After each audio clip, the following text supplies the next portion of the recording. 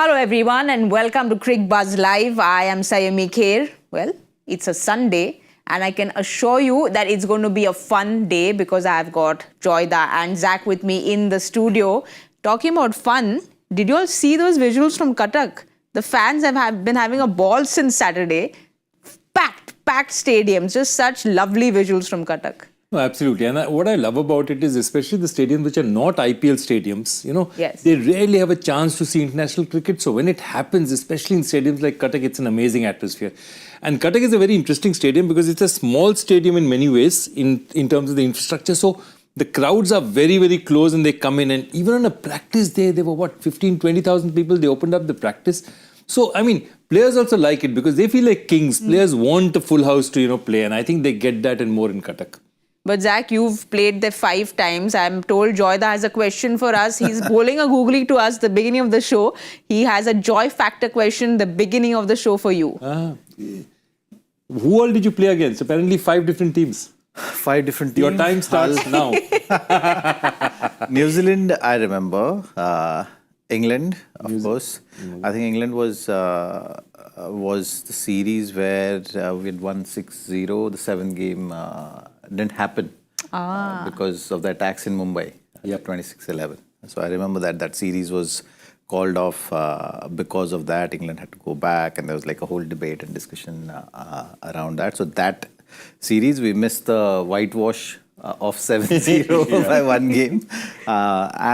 And Sri Lanka, of course. So these 3 teams, I remember. West Indies? I think West Indies, I remember, kind of. You know me, stats and numbers. And there is another Zimbabwe, and the last is Zimbabwe. Well, Zach, this was the one question I thought you'd answer, the joy factor question, considering the 5 times you've gone to Qatar. He's the most modest person about his own career. He'll come and say, "Theek thak dala tha." Then you'll see it's a 5 for. He'll just say, "No, nahi theek." I like to stay in present. I don't like to look back. I look ahead. Well, England is looking ahead as well. They've won the toss. They've opted to bat first. But talking about Cuttack and the crowds, there's some kind of a hotel there that Joyda you're talking about, and the great food that you've had in Cuttack as well. Yeah, absolutely. There's this hotel. I think you will say the Mayfair Lagoon. Bhubaneswar. So Mayfair Lagoon. So the first thing is that basically it's a twin city. Okay, there's Cuttack and there's Bhubaneswar. And it's a huge, long journey from Bhubaneswar to Cuttack for the stadium. In those days, there wasn't. I think now there's a new stadium, there's a new hotel in Cuttack. But otherwise, we used to always stay in Bhubaneswar. Yeah. And in that Mayfair Lagoon, it's a strange thing. There's a life-size elephant statue. There's a plane that sits somewhere. And there are these strange... There's a plane that sits? Yeah, there's an actual plane that sits in one of the gardens. And there are these gnomes and all in the gardens. And there are these sort of pig-like creatures who are like guards. And I remember one particular Australian player in my team who, after winning, he celebrated and he got very high. And suddenly came out and he saw one of those guys at 11 o'clock at night. He got the fright of his life. So it's a very strange, it was a fun hotel. So Cuttack always has great memories. The other thing is that because you spend so much time on that bus, which is on that Cuttack Bhubaneswar, so, we used to always try and devise games and something to play inside. But what do you do for 1 hour inside a bus? So it has good memories. Because for bonding, it's a great place because you don't go out very much. You stay mostly in the hotel. And the team stays together because mostly don't have family around. And it's a fun place. But do you remember practices being opening during your times? Because as a fan, I'm somebody who loves going and watching practice sessions. It's just something which is so exciting because, the game, you're used to seeing it in a certain way. That practice, you get to see, stuff that the players don't do when you usually see them on field. It's a good change, I would say. Like for practices, it's an informal way of seeing how players are going on doing their business, how they're preparing for the game. It's much more relaxed. In the game time, it's always very intense. So the practices were usually open, but not many were aware of it. So now it's like a known fact for many. So they make that effort. Plus, the associations are also now promoting that.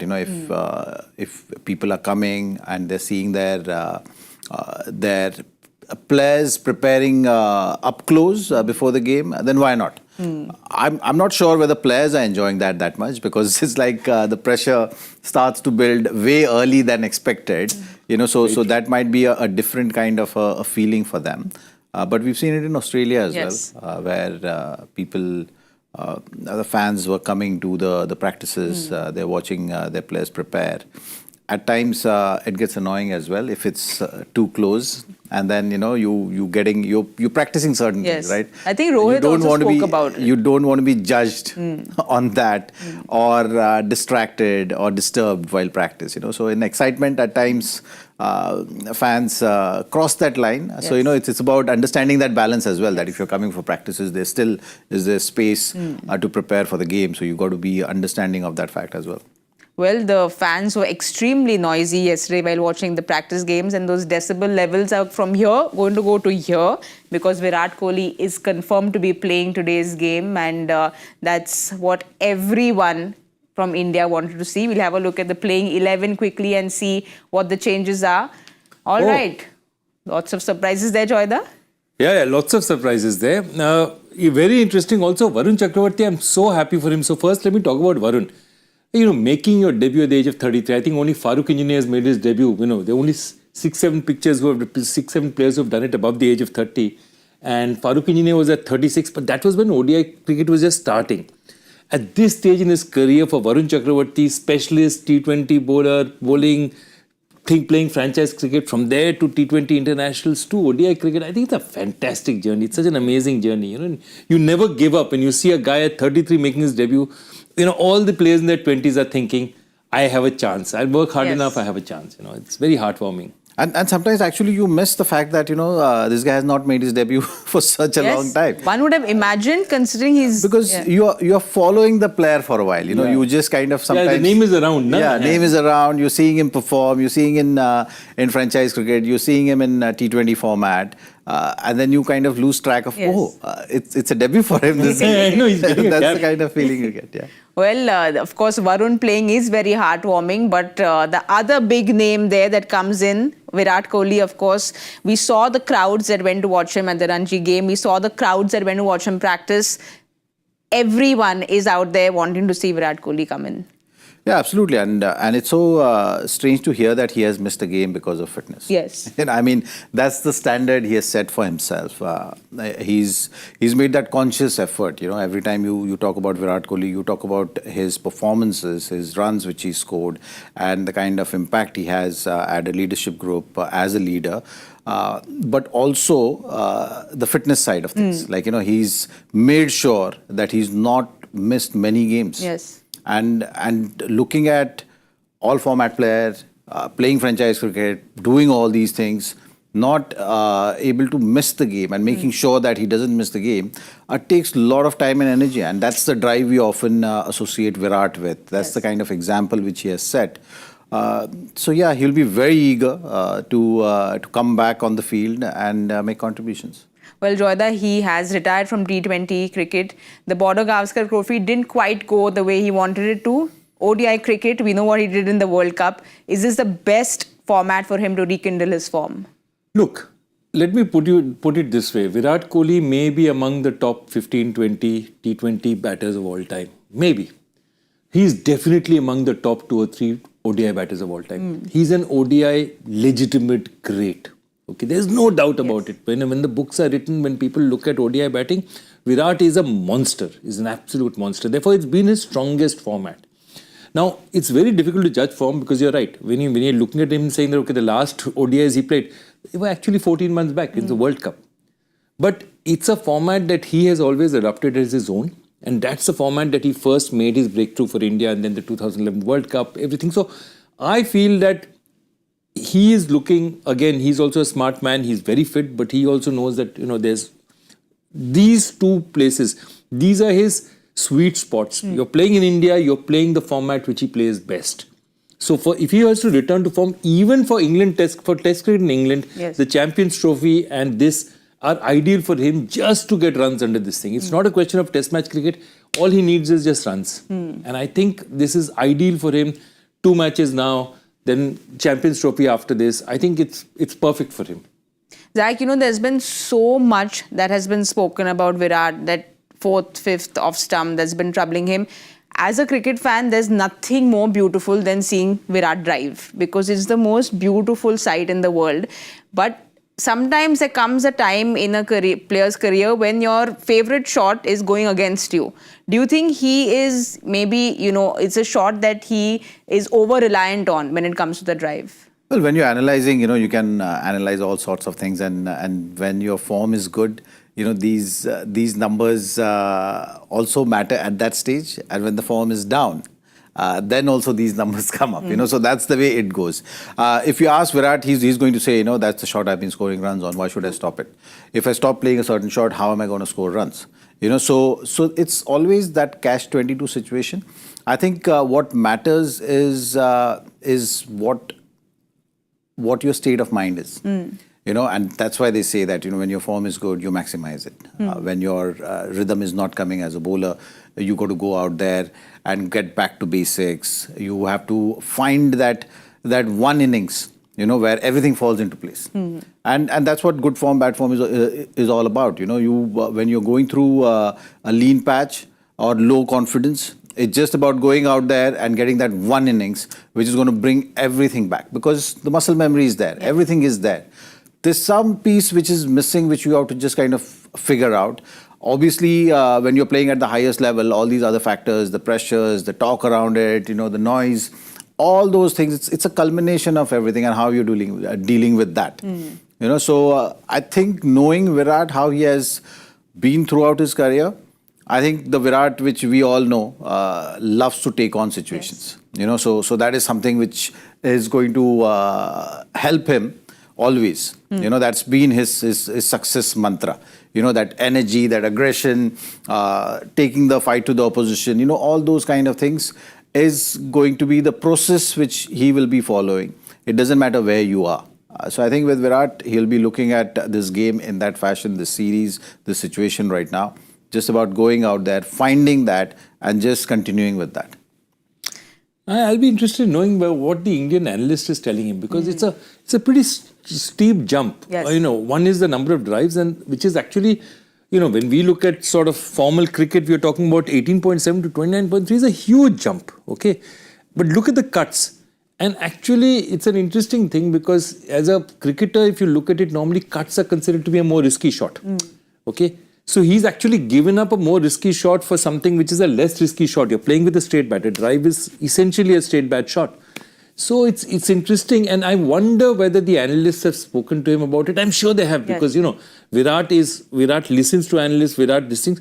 There's a point after which you listen and then you put it away and then you decide how you want to process it. Then said, okay, I don't want to. I'll just follow my natural processes, or okay, I'm technically going to try and do something. I wonder where Virat is at, but the way he is, I think for him, I think the best thing that you can give him is ODI cricket in Indian conditions with the ball not doing very much, which is not going to do very much. And in Dubai also it's not going to do much. I think that's the best thing that you can give him. And also if you, whenever I look at the numbers, right? The numbers are made, it's like a action and reaction, right? So if bowlers are bowling in that area more, then you are forced to play those shots more, Correct. So is it the case that bowlers have been challenging Virat more in that area for forcing him to drive? Then, as a batter, obviously you can't, you can't say that, okay, this is not my shot, I'm not going to play. In ODI format, at some point, you got to create that situation, right? You can't just be leaving the deliveries. You ultimately that there are only 50 overs to score, and there is a tempo of the game. There is a way you want to play the game. So all those factors also matter. So I think these numbers are always got to be looked at in the more detailed manner. Like, is it the case that the number of deliveries faced by Virat in an innings, the percentage of bowlers bowling in that area, which is going to challenge him? So even if he's scoring, they're still giving themselves a chance. Like, you look at it that way as well, these numbers. If you dig deep and find that, maybe you'll find more answers there. The bowlers maybe are getting the balls pitched in those areas more often which is forcing him to play more drives. But as a result, can create the scenario which we often talk about. Since the time Virat has started playing, everyone, and most of the batters also, that fourth stump, fifth stump, is that area which bowlers target. That is where you get the slips into play. That is where you set the game up nicely as bowlers. So I think it's just the case of maybe digging in a bit more. A little more on the numbers. A little more on that and then figuring it. Well, whatever it is, we as fans, he's 94 runs away from getting to his 14,000 figure mark. So as Indian fans, we want Virat Kohli's beautiful drive to be driving to the boundary line. And I can go on and on discussing Virat because he's just such a big player who's given us so much, given so much of the game. But let's quickly have a look at England's playing 11 and see if they have any changes. Oh, wow, lots of changes there for England as well. So Overton's in, Atkinson is in, and Mark Wood is in. So, Zach, a lot of bowling changes there. Joyda, we spoke about this in the last ODI as well. They want to change things around in the bowling department. Look, this is the only thing they could have changed. And if you look at their squad, this is the only thing they could have changed. They just changed the bowlers around. Said, look, the previous set of bowlers are not working. Let's just get a completely new set of bowlers. So they've got 3 new fast bowlers in. Look, I always like Mark Wood in Indian conditions or in any conditions because he's got breakaway pace. That 150 odd is breakaway pace. So breakaway pace, nobody likes balls at 150. So, to have a bowler like that is very useful. I think what has happened is that Brighton Cards, what Mark Wood used to do for ODIs and for, in that sense, for T20 matches is, he's the middle enforcer. Mark Wood normally wouldn't get the ball in the, starting up. He'll get it just after the 6th over or 5th, 6th over and go out. Similarly, between 11 and 35 or 15 and 35, it's his job. And I think they are better served with a fast bowler than with a cross-seam bowler in this condition. So I think it's a good thing to have Mark Wood because under any conditions, if you're bowling at 150, it still comes at you at 150. And I think it's a positive move from England, not a negative move. But Zach, Mark Wood spoke about this and he said that McCullum wants to change things not only with the batting but with also the bowling department. He said they want to be more aggressive. It doesn't matter if they concede runs, but they want to go for the wickets. Do you think changing around so many bowlers is also a thing of aggression with the bowling? I think there might be some force change. There might be some rotational policy which they're looking at because Jofra pretty much in this series have played a lot of games. So it might be around the management of Jofra leading into things. So certain calls might be around that. But generally, I think England's approach we've seen is that that is a transition. You look at those numbers also. They're speaking a story there, and basically that transition, that figuring out for this team to go forward, what are the things which are required. And Brandon McCullum obviously is trying to play that role for them to figure out that formula. So far, things have not gone their way. But one thing which everyone knows, it's an open secret that they want to be ultra aggressive. They want to think differently. All those kind of aspects are spoken a lot. And bowling, they need a bit more potency there for sure. When you're looking at this side, you're always getting that feeling that they're trying to set the game with the bat. And they're saying that, okay, bowling in white ball cricket has importance, but not that much. Teams don't often get all out. But you have to just do enough to set the game for batters. The problem right now is they are not contributing with the bat. They're not able to set that kind of a tone. Like today, winning the toss, bat first, is another opportunity for them. So when you're looking at setting the game like that, you got to always think of the scores which is above par. For your bowling to defend that. Because that that's not your strong suit. So you got to be compensating for that. And that is something which is missing. You've seen they've been getting all out very often. So they're the team which pretty much trying to be aggressive, risking wickets and not really being afraid of losing wickets. In the process, you're seeing 8-9 wickets down, all out, all those kind of things are very regular with them, which in itself is something which they should look at. So are you okay with this? If you are going with this approach, but getting the score above par, then I think it's fine. So in between that fine tuning, they're still figuring it out. And I think how they're going to do it, how quickly they're going to do it, is going to be directly linked with their success at this level. You know, Joyda, that graphic, we'll just have a look at it again, is exactly what Zach is saying. Is even the last game, they started off well and then they lost, they had that run out and then they, you know, just crumbled. Yeah, absolutely. And if you look at the teams above them, I mean, West Indies is a very spotty ODI team because even for T20s, they get a better squad together. ODIs, really, a lot of their top players do not come for ODIs. Zimbabwe is understandably, but England to be so high, and after that you look at it and then you look at the difference for somebody like India. Okay, one difference is that, okay, in subcontinental conditions, you're going to score more runs, you know, more runs are scored. But that difference, 27 to 48, is a huge difference. And that just tells you how has India played its ODI cricket. Traditionally, India's top three have really scored 40-45% of our runs. Yeah. So we've had a very, very strong top three. They've sort of built it up. England has tried to go bang, bang, bang, bang, bang and say that, okay, I can keep hitting all the way down. And therefore, they've tended to get all out also. But that number is very high. They look at it and say that, you know, to be all out for, say, 25, 30, 35% of their games is okay. Yes. But to be all out in that much, that many games is just, it's just not on. So they'll also look at themselves. Perhaps they don't have the manpower to implement the strategies that they're trying to implement. With the bowling, you're saying?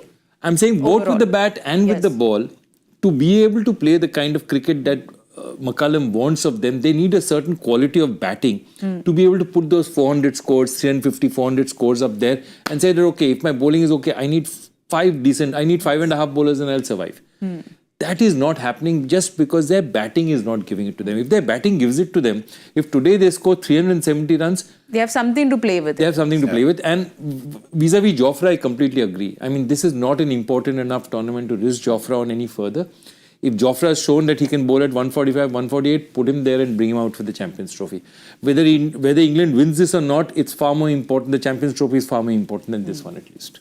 But well, with the bat and the ball, what really worked for India in the last game was Akshar and Jadeja, Zach, because, you know, they're two cricketers who look like they've come from a similar mold of cricket. They're both the left-handers, and I think Akshar probably has emulated Jadeja to a certain extent when it comes to the importance of batting.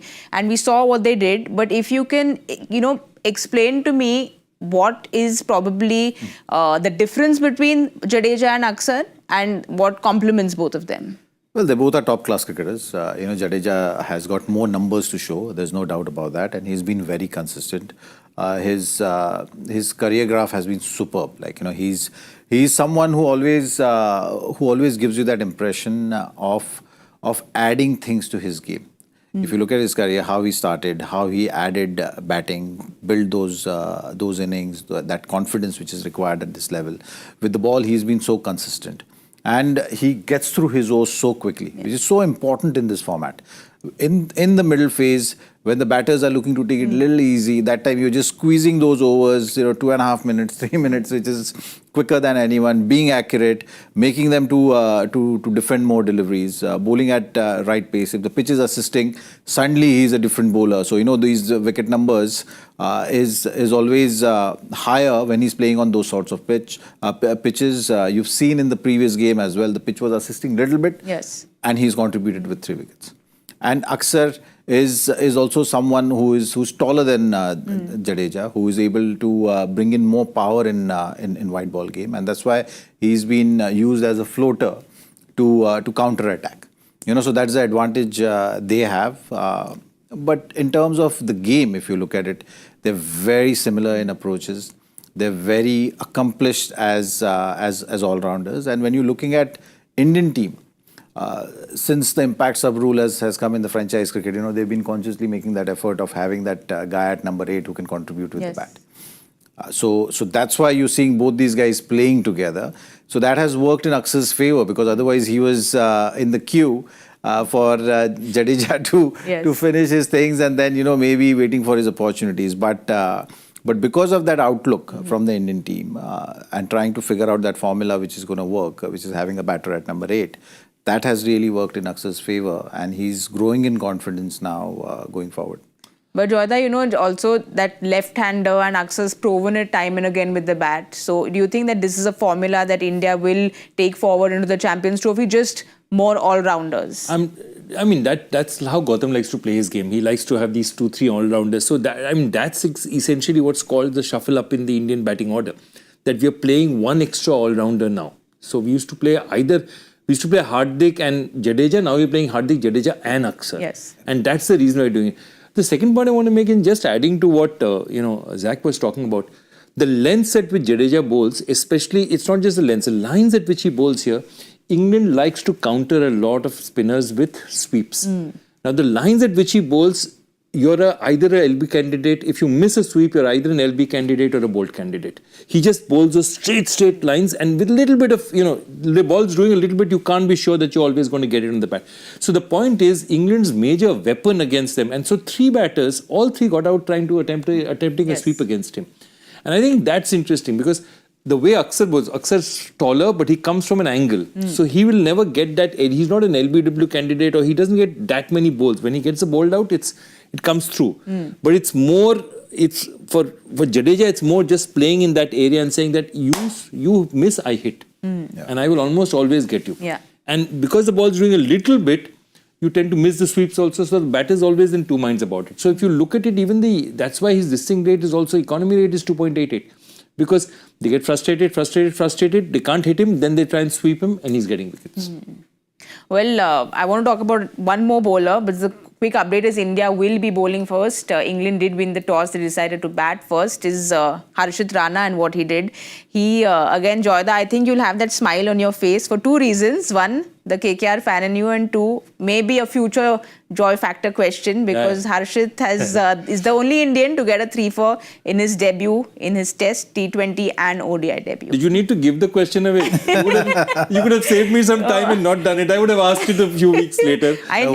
What she's trying to say is ask this question after 5 years. I'll have to put in my pocket and hatch it. We'll rack our memories then and we'll still not remember because he'll add some twist to it and then put it out there. But how impressed are you with his trajectory? No, he's been superb. Actually, the way his cricket has gone, he wouldn't have thought that he's going to make his debut in the Test matches first. Yes. I mean, that's the kind of impact he's had. He's been consistent. He's got that extra bounce. The breakthrough season for him was that franchise cricket season where he started bowling those offies. Got that confidence, bowling in pressure situations, and that's what franchise cricket does, isn't it? You're actually getting ready for the international cricket, just being in those pressure situations, defending those crucial overs, bowling to the best of the batters. So when you come here, you're pretty much ready, and that has been the case with Harshit.